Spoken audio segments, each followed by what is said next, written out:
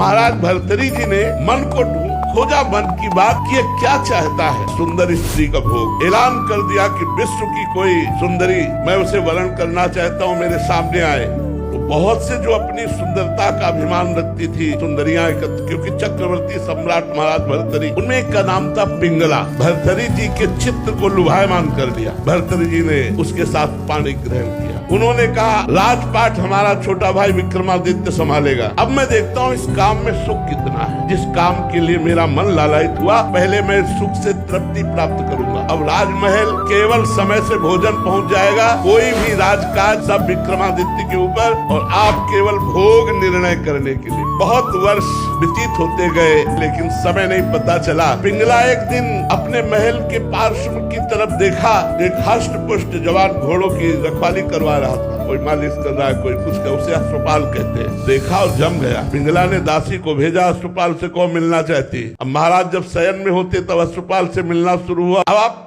बहुत ध्यान से सुनना। एक गरीब ब्राह्मण तपस्या कर रहा था देवराज इंद्र के लिए कि वो प्रसन्न और मुझे धन दे। देवराज इंद्र प्रकट हुए और एक फल दिया, बोले अमर फल, इसे खाने से अमर हो जाता है। बस अंतर ध्यान हो गए। उनका मेरी बात भी नहीं सुनी। मुझ गरीब को अमर होके क्या करना है, मुझे तो धन चाहिए था। ये अमर फल मैं महाराज भर्तृहरि को दे देता हूँ, और भर्तृहरि धर्मात्मा राजा है, वो अमर रहेंगे तो हमारी प्रजा सुखी रहेगी। महाराज की जय हो। कहो विप्रवर कैसे आगमन हुआ। महाराज मैंने तपस्या कर मुझे देवराज इंद्र ने एक अमर फल दिया, इसे खाने से अमर हो जाया जाता है। आज्ञा करी जितना खजाने से धन चाहिए इनको दे दीजिए। अमर फल लिया, सोचा मेरी आसक्ति पिंगला पे है, मैं अमर होकर क्या करूंगा। अगर पिंगला अमर रहेगी तो मैं सुखी रहूंगा। पिंगला को बुलाया और कहा ये हमारे देश के विप्र की तपस्या का फल है, आप इसे पा लीजिए, अमर हो जाएंगे। पिंगला ने सोचा मैं अमर होकर क्या करूंगी, यदि अश्वपाल जीवित रहा, अमर रहा तो मुझे सुख मिलता रहेगा। उसने अश्वपाल को दे दिया। अश्वपाल का संबंध था